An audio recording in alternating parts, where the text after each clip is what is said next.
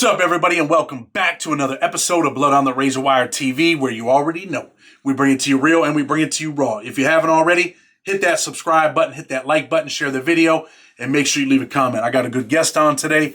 I'm going to let him introduce himself, tell the people who you are, where you're from, and talk a little bit about you, brother. Okay, my name is David. They call me King in the Feds. I'm originally from Worcester, Mass. I lived in Boston as well.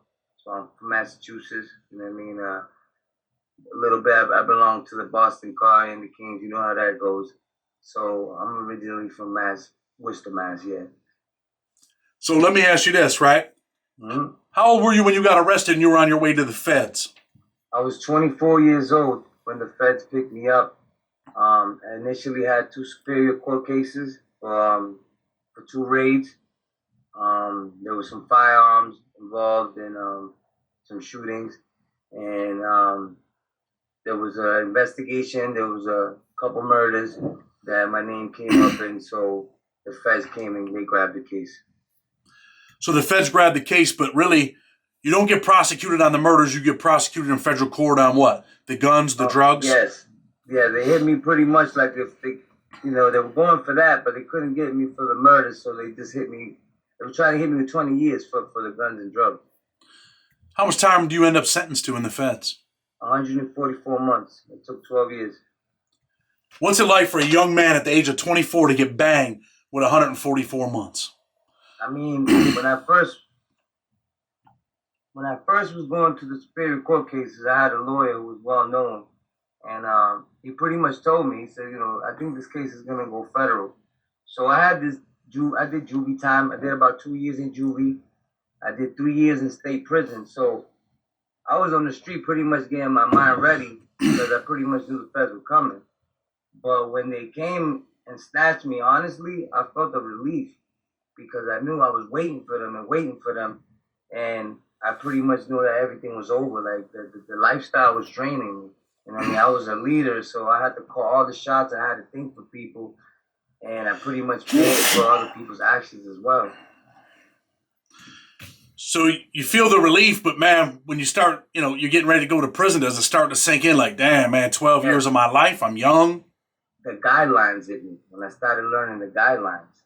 When I started reading, the guidelines from 1 to 36, and, you're looking at 240 months, and you got to work, your lawyer's trying to get you the best between, 10, there's a mandatory 10 because of the crack law back then was 50 grams or more. You're looking at a minimum 10 years.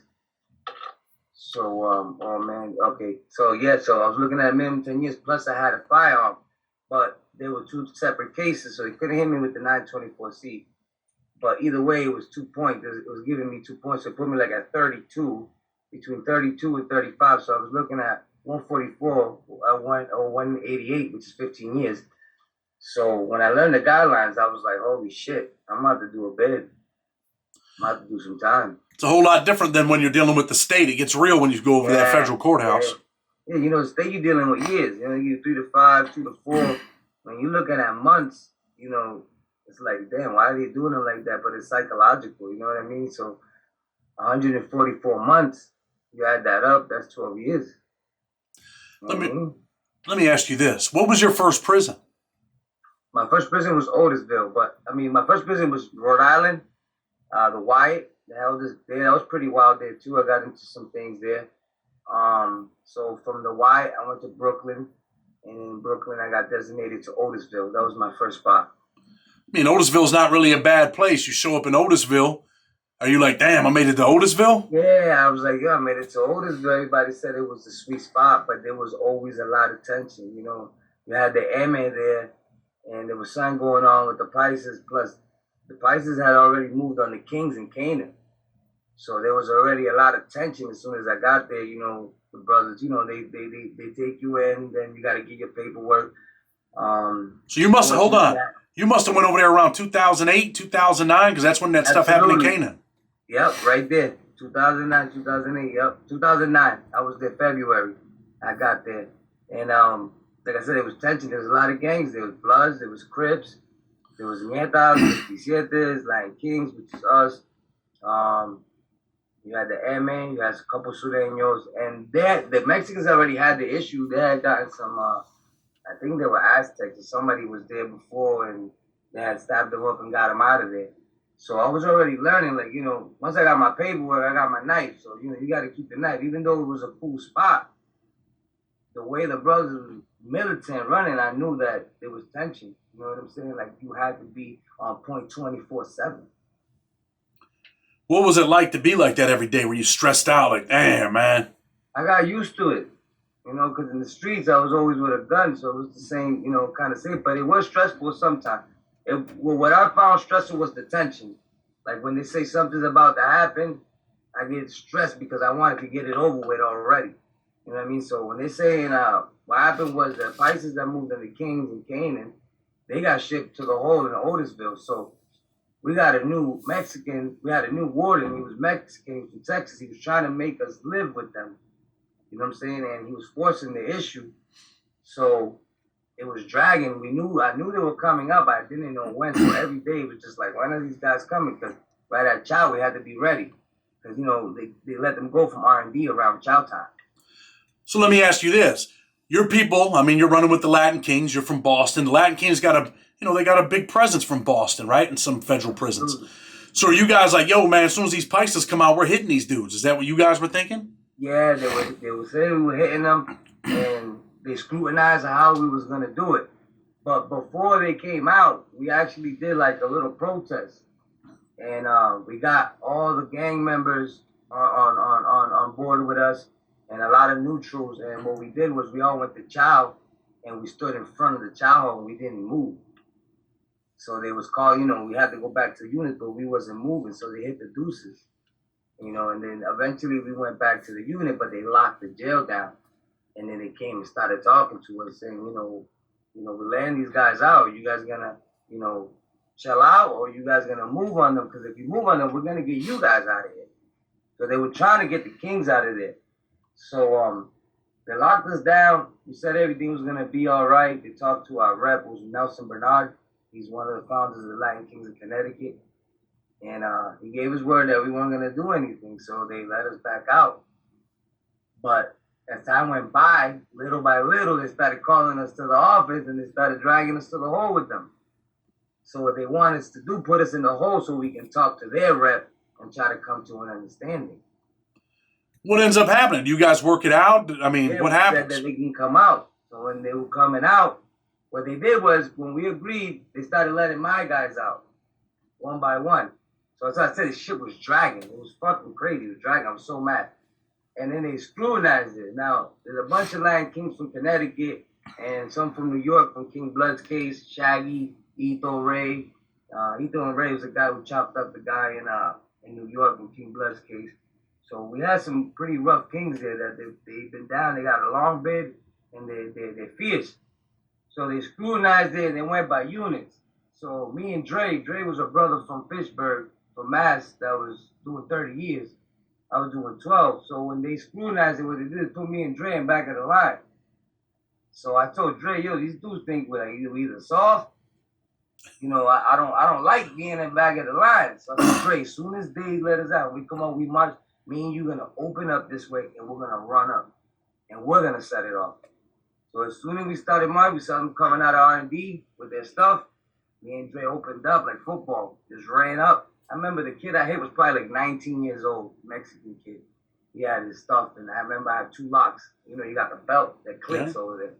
So he looked at me, and I just hit him. Bang! And when I hit him, his head just went like, and then I just saw the blood. And he tried to run. I grabbed him. I hit him again. Now all the brothers is going crazy. I remember I hit him like 3 more times, and I went after another one. When I looked back, Dre was on him, just poking him all over his neck. Like 2 of them left the helicopter. Let me ask you this, right? So the shot caller for the Latin Kings, he tells them, hey, look, man, we're good. You can let the Paisas out. We don't got no trouble. Everything's going to run smooth. But really, he's just faking. He's not keeping it real with them. He don't give a fuck about the administration. We want to get them back for the Canaan thing. You know what I mean? We want to get them back. Cause the brothers did good in Canaan because a lot of neutrals helped them. But there was like 150 Pisces, bro. And the brothers got kind of smashed. I mean, I remember when that little riot kicked off over there. Yeah, I wasn't there, but I was in federal prison. I remember when all that was going on. So that's why I was able to tell you the date. Yeah, we got some get back. Most of them were in that riot. There was like 70 of them. They might have let out maybe like 19 or 20 of them at a time, and we crushed them, bro. We crushed them. Some of the Bloods got in, some of the Crips. You know, a lot of the gangs that were with us, they got in. We hurt them really bad. So how many Pisces was it that came out of the hole when you guys jumped on them? There was like 19. It was like 19. They were marching, at least between 12 and 19 people. Remember, they let them out of R&D, so it was a long line. But the kid I caught him right by the jaw. He might have been going to my unit or not, but I smashed him. I smashed him really hard. Let me ask you this. It was a 19-year-old kid, you said. You said you looked at him, he was about 19. Yeah. So when you smashed the kid, man, do you feel bad about it later on? Like, damn, man, I messed that kid up, or no? Usually I don't feel bad, you know, because I've been violent all my life, to be honest with you. And they call me Pretty Boy Dave out here, but I've always been a smooth, humble dude, but I'm very impulsive, so violence doesn't bother me. But the fact that how he looked at me when I hit him, it was like, damn, like, what did I do? It bothered me a little bit, because I still remember that, you know what I mean? It like plays in my head. I remember clearly his expression and the emotion, but when you're going to war, you can't have feelings, bro. You gotta be shut. You gotta shut up. You gotta be cold. I hear you, man. When you're going to war, you gotta be cold, man. Yeah, mind you, and I was waiting for that attention, waiting that I just wanted to. I used to work out a lot too, so I had a lot of endurance, man. I was going in there like 300, just running through them, bang, bang, bang, bang, bang, bang, just smashing them. What's going through your mind when you're doing that? Are you excited? Is your adrenaline pumping? Is your heart going? Adrenaline, man. I'm going crazy because I don't want to miss. Honestly, I ran through that line. I don't remember even getting touched. I remember I got to the end of the line and everybody it was over. They were all behind me, and I just went back and just started smashing. Like, you know how it is. You just jump around. You go crazy. You hit this dude 2 times, then you go hit this other dude. But it was like at least 40 of us.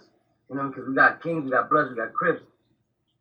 So it was like a flawless. You know what I'm saying? For me. Let's talk a little bit about the Spanish thing in federal prison, right? Like the Paisas. Well, let me ask you this first. Were the Paisas trying to fight back that day? Some of them tried to fight back, man, but it was just no way they could fight back. They kind of just folded. They knew they were outnumbered. They didn't have no weapons. You know what I mean? It's kind of like they were in a feeble position. That's why I said sometimes I look back and be like, damn, I fucking crushed that kid. But I'm sure that they didn't have any feelings when they crushed my brothers.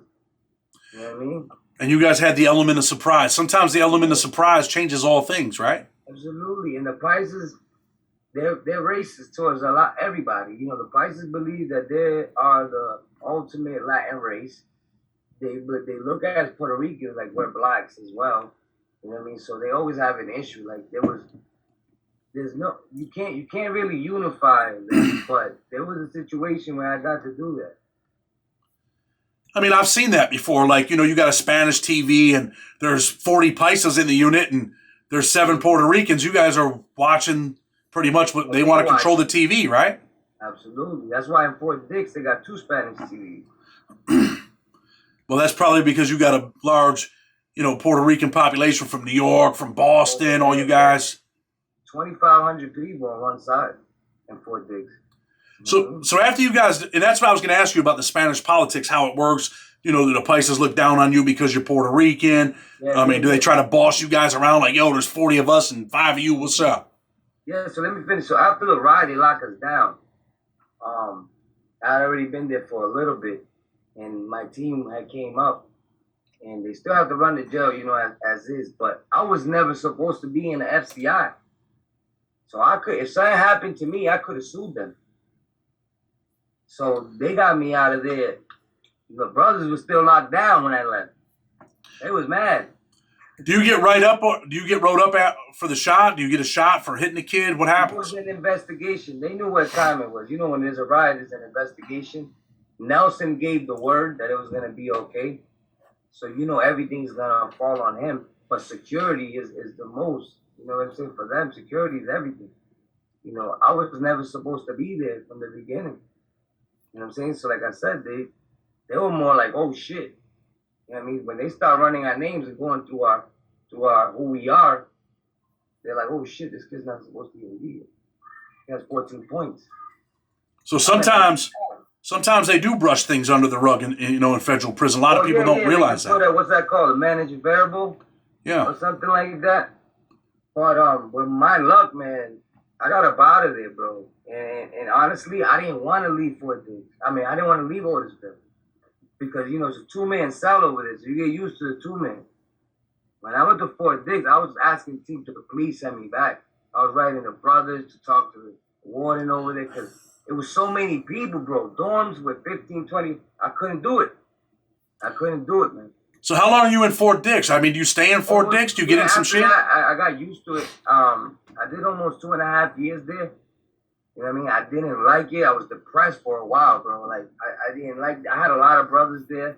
There was a lot of Puerto Ricans there. Jamaicans. It was very segregated. It was very, very segregated. For me, it was too open because there's no cameras.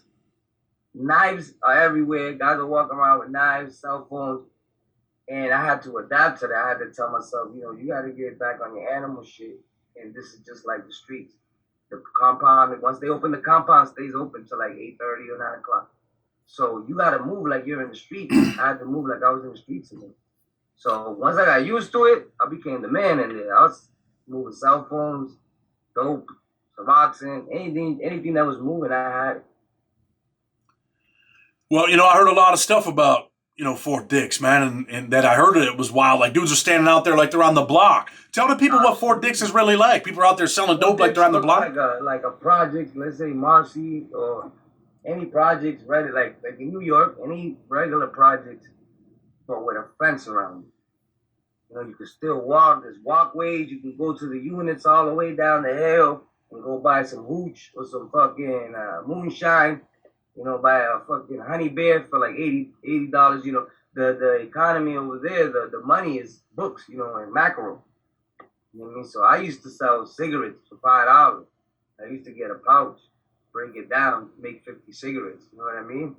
So I used to buy like 20 pouches, and then I take the books and I take the books and the mackerels. I used to have like 500 mackerels in one brother's locker, 500 in another. I'd pay them off, and then I would go to the Italians who had the bets, the tickets, and I would sell them all the mackerel, 300 books. And they say they were $8 then. I'd give it to them for $5. You gotta send me $1,500 in a Western Union to my mother, and then my mother go pick that up. This thing, it doesn't want to go away. My mother would pick it up, and then I would wait for the next move. I would wait for more pouches to pick. Just like the street, like picking up drugs. It's just like picking up a brick. I'd wait till the guys make the move. The guy was from Baltimore. Then he'd come to me, all right, I got 50 pouches. How many you want? But I want 20. And then my mom would make the Western Union to him, and he get the money. Just like I don't want you to talk too much about your mom and stuff. You know what I mean? Yeah. But that was my own. And I went through an investigation through all that too, and I they couldn't really, Fort Dix, if you're there longer than 2-3 years, I'd be surprised if you're into the game, you're doing shit, because people will drop fucking slips on you like a motherfucker. Tell the people why they drop slips in prison on you, man. You're getting all the money. They owe you money, or they want to get you out the way. You know what I mean? There's a lot of snitches that are Muslim or they're Puerto Ricans. Even in my car, there's always a fucking somebody who talks to SIS or somebody who, that's a, what do you call that? A prison snitch. Those are the worst ones. The prison snitch is the worst motherfucking snitch you can deal with, bro. Because you never know who he is. Paperwork is clean in the streets, but he's a fucking rat in jail. You see that sometimes. Yeah, because they're comfortable. They don't want to go to another, to an FCI. They don't want to go to a pen.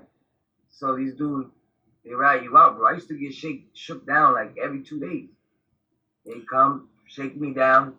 I had, the white flip-flops that they have, that we have, that I used to cut it, and that's where my phone was.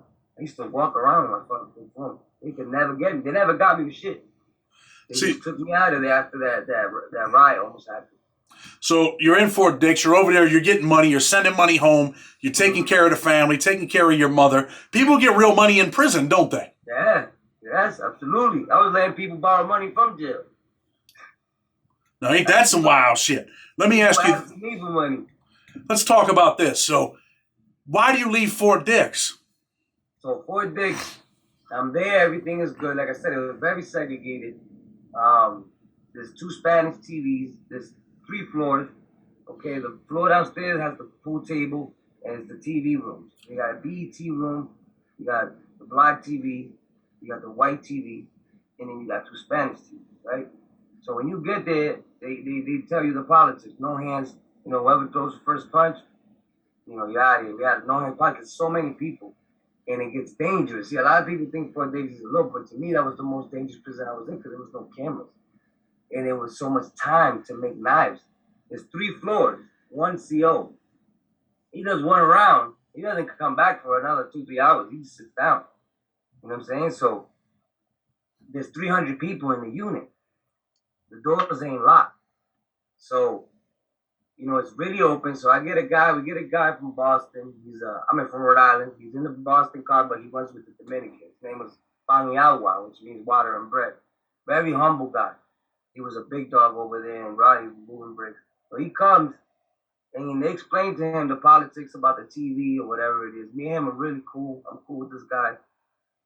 And he gets into a situation where he goes into the black TV on Martin Luther King Day and he changes the TV to watch the Red Sox. They change it, he changes it again, and they take off on him.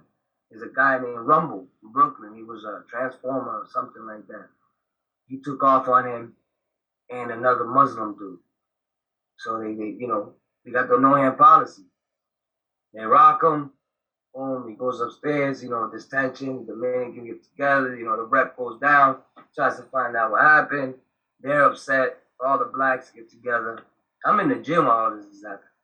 So when I get back, the Dominicans they call the quiet room. That's where everybody goes to read, you know what I mean, and just kind of relax. And I walk by and I see them, and they call me immediately because I'm the chairman for the Latin King. And they was like, yo, this happened.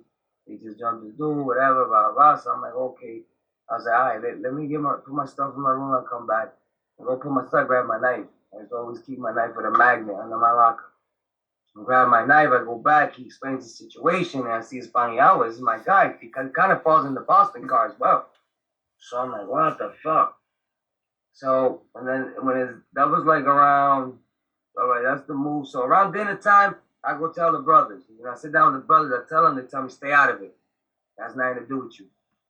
I say, yo, but the guy's Dominican, he's from, they said, stay out of it. You're on king time. So I'm like, all right, when I go back, and I see that they're all the blacks again together, and I see more tension. And then finally, one of the black dudes I was cool with, he ran with the Muslim, but this dude was a sneak thief, this dude was everything, but he was cool with me because I didn't play that shit. He's like, yo, we're about to get all the Dominicans off the compound. So I'm like, what? He's like, yeah, we're about to run them out. He's about to pop off on them. I'm like, all right, boom. On the next move that I get out the unit, I go tell the brothers, yo, listen, man, they're trying to run all the Dominicans out the compound. If we let this happen, we could be the next target. Once we give them the power, and they know that they can do that, you're giving them a power to, start targeting other groups and say, oh, we can get them out of here. We'll take over everything. And once again, here they go.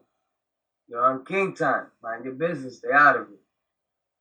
I go back to the unit, and I go right to the rep of the Pisces. And I sit down with him. He said, I want to talk to you. I'm going to tell you what's going on. I told him what was going on. He said, yeah. He said, but them guys, they don't like anybody. He's like, them guys, we don't really fuck with them. I said, listen, this is bigger. This is bigger than us. I said, we let them do this now, they're going to come after us later. What's that happen? They're going to feel that every time there's a situation, we're going to run them out. I said, so we can't do this. He said, I will talk later. Yo, I swear to you, I went upstairs. I drew like this little map of all the races. Like I knew there was Tango Blast, but they found the Mexicans. So I put the Mexicans like in one line, one group. The 27s and the Puerto Rican neutrals all together. You know what I mean? Then you got the blacks, the Mexican, all the Latin races, Colombian, Cuban. Everybody's independent. But see, Latin Kings, we're multi-race. We got blacks, we got Dominicans, we got Colombians. So I drew us in a circle, I put us in the middle, and I kind of connected us to everybody. I said, listen, this is how you're going to do it. You're going to tell them you got Mexican brothers. And you're going to give them a little history lesson on how we're all connected. And that's what I fucking did, bro. I went back to that room and I said, look at this thing. I said, if we do this, we're going to have power. I said, unity is the force, bro. I said, once we do this, we have power. We gotta overlook the prejudice. We're prejudiced against each other. I said, once we overlook this prejudice, we have power to unite. I said, and once we unite, we can't, nobody's going to run us off nowhere. And he said, you know what? He said, I'm not going to back you up just because, you came down and told me. He said, because you took the time to kind of educate yourself on how we're really all connected. Mayas, Aztec, Taínos, we're all natives at the end of the day. You know what I'm saying? We all come from the same Latin race, same blood. And he gave me the okay. He said, I'm going to go talk to my rep. And he got the okay. So now I got about 400 or 500 guys ready to go. You know what I'm saying? So I went to the Dominican rep. I said, look, I did this for you. And the man hugged me. He said, yo, they're about to move on. I said, I appreciate that. I went to the Colombians. I talked to them. Same thing. They said, all right, we're going to stand with you. The Cubans, they said, all right, we're going to stand with you. And when it came time to go meet up to talk about, because they wanted to run off the Dominican off the pound and the other guys were going to stay. Or they had to go. I said, nah, it's not going to happen. You know what I'm saying? So when it was time to come, and then the Puerto Rican, the 27 years, they didn't want to back up to the Dominicans. They don't check paperwork. So they're like, David, we want to do it for you. You know what I'm saying? Because you're official and I respect what you're doing. And they backed us up. So it was time to talk. They saw everybody come out. All the Pisces are standing right there on the wall. All the Latin race stood up. And the Muslim dude, the leader, when they were going to look, he's like, holy shit. They're not by themselves. You're a pretty intelligent dude, right? Yeah. Talking to you, man, in the beginning, I didn't really grasp that. Yeah. But now listening to you, I can see that you're intelligent, man. I used to tell people, man, show me your people, I'll tell you about your leader, right? I told people that in prison, homie. And for you to get down and say, look, man, this is what it is, it tells me that you're an intelligent dude. But what ends up happening? I mean, do they do anything? So, I got all these people together. Mind you, I did this behind my brother's back. So I'm in hot water with the king. So, when they get wind of it, my Inca, which was Red from Connecticut, he said, tell David to go ahead, stand, go stand in his place and stand there, but let him know that after this is done, he has a violation for provoking and jeopardizing the brothers. You know what I mean? And the brother that I told you, House from Rochester, was trying to stand, and I came out, I was there while they were talking. I had my back, to the wall, because, all the blacks are there, and they're talking shit. Like, man, fuck these dudes up, man. What the fuck we gonna do? And these dudes were cool with me. And some of these are not talking to me because obviously I'm standing under opposition. So I can't see my brother's house. And I'm like, yo, so the leader of the Nietas tells me, Bacalao, he says, where's your brother? There's only like two of us, and I had another brother that was there, 3 brothers. And I said, oh shit. So I'm running and looking around for him. I found a couple of dudes. I found a dude praying in the quiet room like the Dominican dude. I found a dude fucking praying because the whole unit is in one floor, second floor, ready to go. And I find my brother house watching TV. And I said, yo, bro, what the fuck is you doing here? My man, shit's about to pop off. He looked back at me and said, yo, the brother said not to get involved in it. Why are you getting involved? And I saw the fear in his eyes, bro. I saw the tears. I said, you know what, brother? You stay right here, bro. I got this. I got the pool stick as well. I went back upstairs. And they're still talking. So as a cut, Dominicans are in there, the ones that were involved, the rep of the Dominican, the rep of the Muslims, and everybody's just standing on the wall, like next to the fire. And I remember they're not coming into an agreement. And I remember going up the stairs and I said, damn, man, I might not make it home to my mother. I never had fear, but I felt a little bit at that moment when it hit me, like, yo, you might die today, bro. There's nowhere to run to. You got to fight for your life here. And you're still outnumbered. Even though we got all those guys.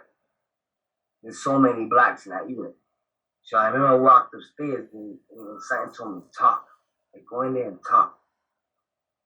And I got upstairs by the fire, everybody's there. And I said, yo, can I speak? I just went across and said, can I speak?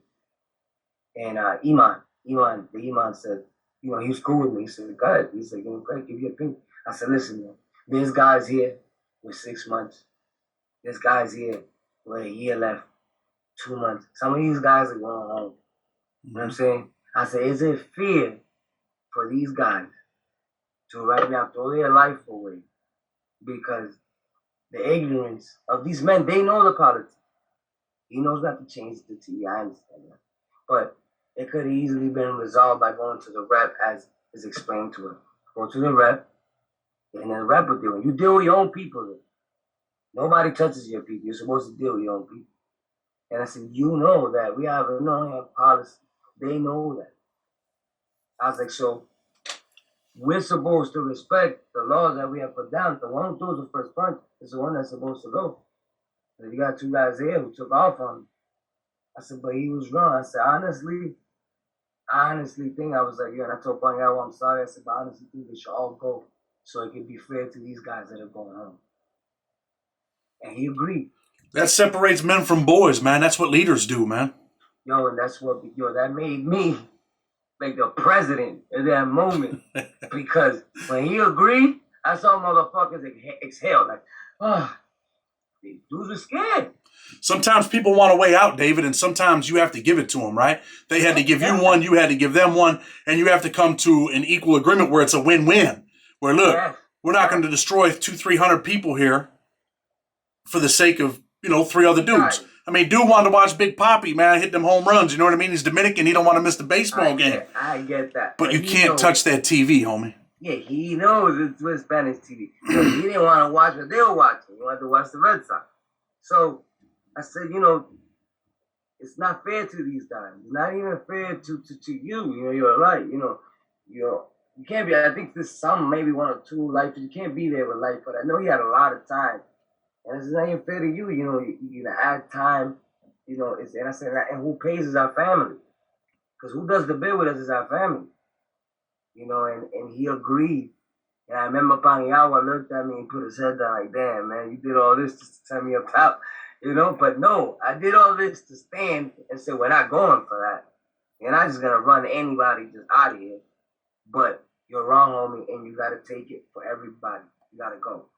Hey, you got to stand for something or fall for anything. You know what I mean? Absolutely, bro. And at that moment, I remember everybody shook my hand, and motherfuckers started calling me the president, bro. Within a week, they put me in the whole shit. Get the fuck right out of it. Where did they end up sending you to? Brooklyn. I was in Brooklyn for almost a year. In the hole. I was there with all the bloods from Cortland. They over there throwing shit. They taught me how to put shit and piss in the boxes. You ask for toilet paper, they won't bring it. I caught a few tickets. You know what I'm saying? I caught a few tickets. That's what sent me to McDowell. McDowell was like a penitentiary. Yeah. Everybody from Big Sandy was going to McDowell. They thought they were going to an FCI. The shit's just like a pen. Metal detectors, fucking, the fence around the stairs.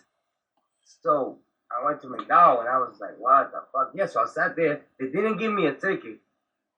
But I knew that they took me out of there because I had the power to unite people. It was all because of the... when you got the power to unite, you become a threat to the government. They have never seen the prices back up, the Latin Kings, or the Niatao. They've seen so many groups together that they were fucking, holy shit. That fucking kid was able to do that. And that shit almost got me fucked. You got me fucked. Because I was like, what are you guys giving me a shot for? I stopped the fucking riot. You know what I mean? But what's the shot? Oh, your investigation, you had file phone, you had stuff phone, you started about... They focused on that, but really it was because I unified all the people. You know what I'm saying? How old were you at that time, David? Yeah, at that time we even had it, we stood together. After, How old were you? I was 32, 33. How old are you now? 32 years old. I'm 40 now. 40 years old. You're home. What are you doing with your life right now, man? Well, right now I just moved back to my hometown. I was living in Boston. I had a barbershop. I named it after my daughter, Khaleesi's barbershop. I was really just focusing on that. I went to college for substance abuse counseling. And I withdrew because I had to finish the barbershop. So I tried the barbershop thing. I moved out of this fucking hellhole. I don't like this place. I was up there for a while. I was there for like 7 years. Then my son was born. His name is Messiah. I got everything going, everything was good. And my son fell off the bed. And when he fell off the bed, I brought him to the hospital. He had a big knot on his head. But we had DCF. DCF is the child custody. Yeah. You know what DCF is? It's like, I don't know what they call it up there, but it's social services. Yeah.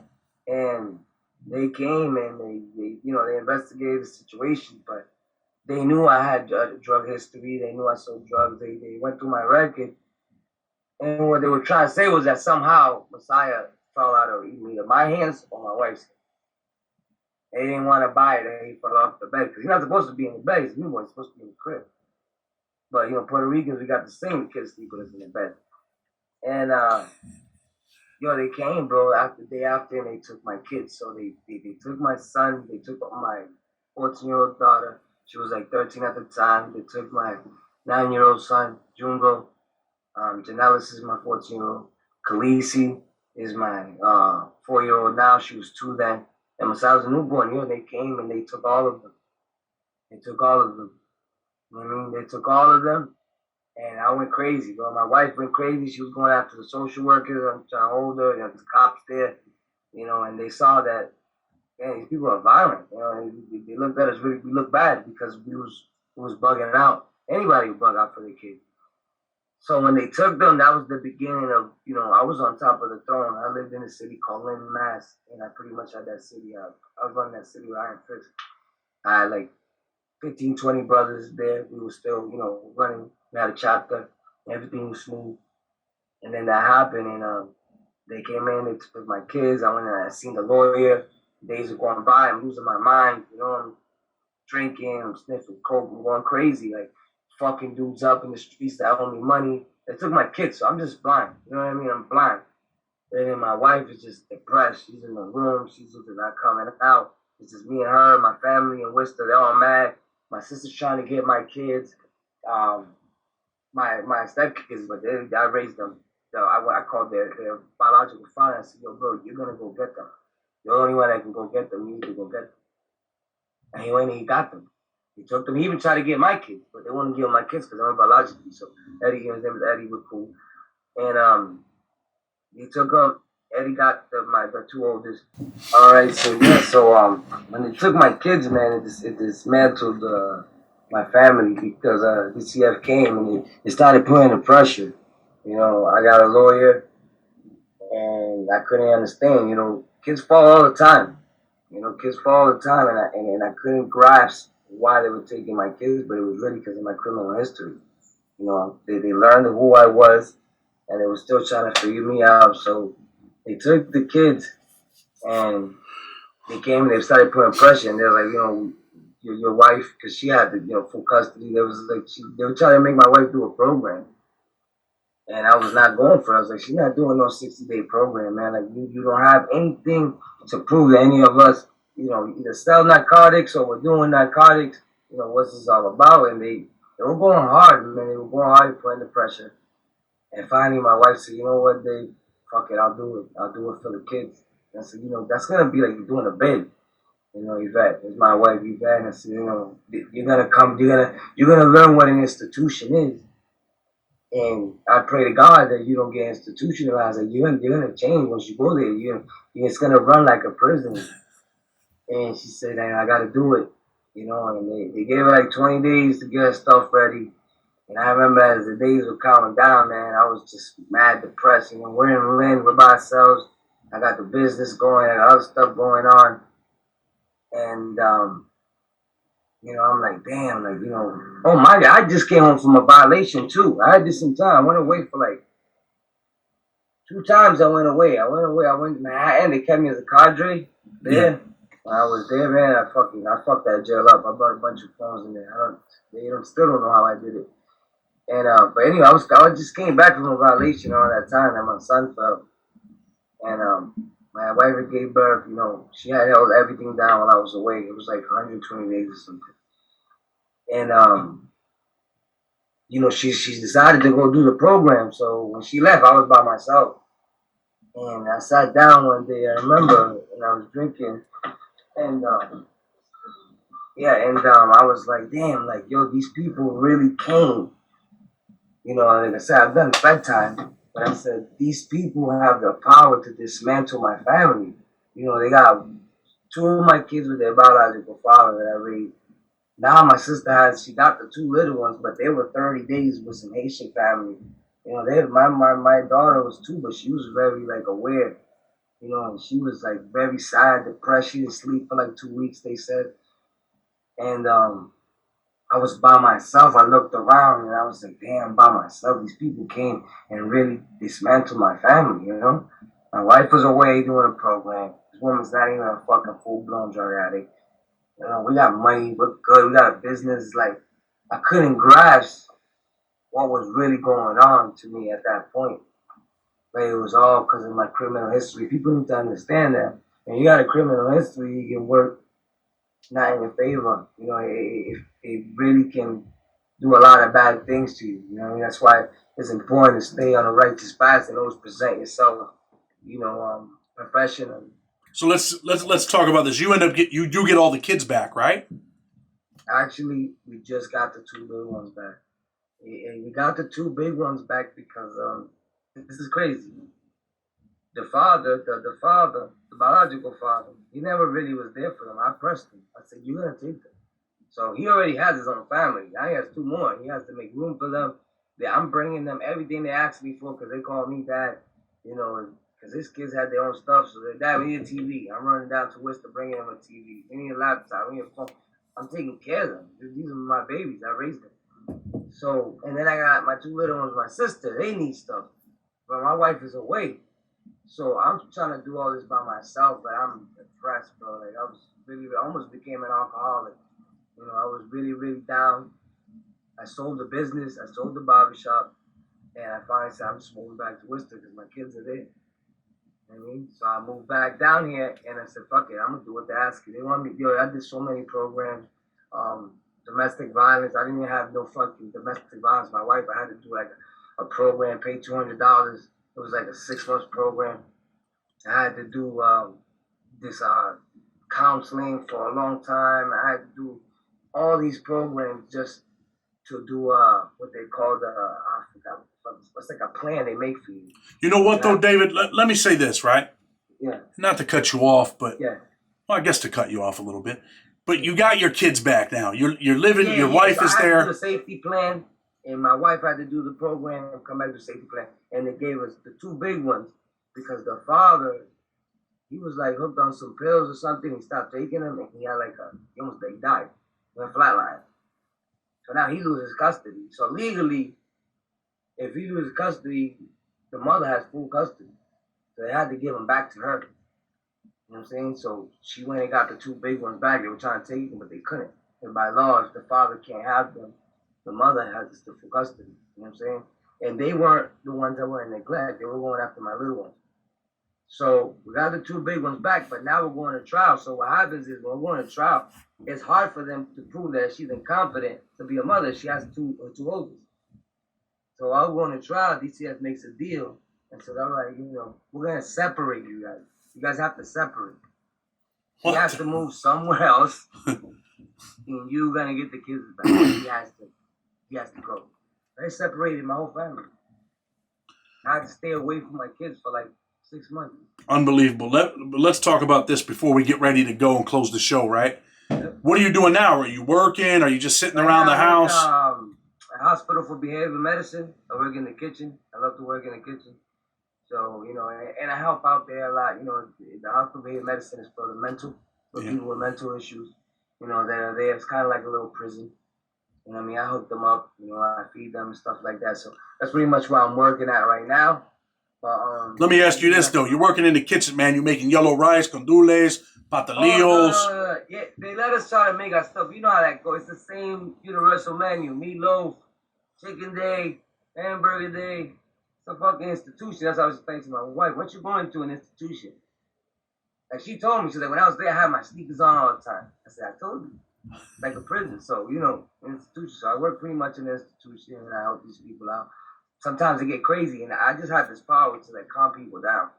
And just make a situation easy and calm people down from fighting and stuff like that. I've always had that gift, and thank God I had. That's why I've always been a leader. Well, listen, man, before we go, you've been through some stuff. Obviously, man, you took charge at Fort Dix and you took charge at Otisville when you were a young man. Like, look, man, this is what it is. I'm going all out. But, sometimes we're leaders in the wrong ways, man, not always leaders in a positive way. But it seems like you did lead sometimes in a positive way, sometimes in a negative way. So what advice would you have for a young man right now heading to prison? He's on the wrong road. Or a young lady. What message would you give them about prison and about changing their lives? I mean, prison.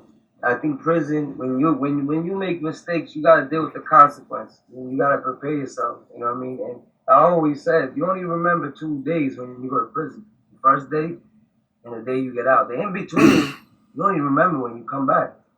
So while you're there, you have to make it your job to remember everything you went through while you were there. It's not positive all the time, but it's up to you to make it positive and use that time, to better yourself and to educate yourself, learn trades. Because there's so many, there's a lot of resources in prison. There's a lot of resources, and you can make this. I know guys who got the CDL license and stuff like that. And I mean, I learned how to cut hair when I was in prison. I used to cut all the Italian guys, the mobsters that I cut their hair. They wouldn't let nobody touch, and I cut it with combs and razors. So I made use of my time, and like I said, if you go to prison, don't make it a negative thing. Don't get involved in the bullshit, and just try to educate. Because knowledge is power. Educate yourself, so when you go out to the real world, you can make something of yourself. Well, listen, man. I definitely appreciate you coming on the show, man. You've been through some stuff, man, and I really hope, man, that you stay on the right, on that right path. No more violations. No more DSS, rebelling people coming into your house, none of that. Yeah. So look, David. Appreciate it, and I wish you a lot of luck, man. I watch your show every night. Well, listen, man, I appreciate you, man. I'm going to close the show. Tell people, man, if you like the video, hit that like button, share the video. Make sure you subscribe. We promise not to disappoint you. With respect, Blood on the Razor Wire TV. Until tomorrow, you already know. We're out.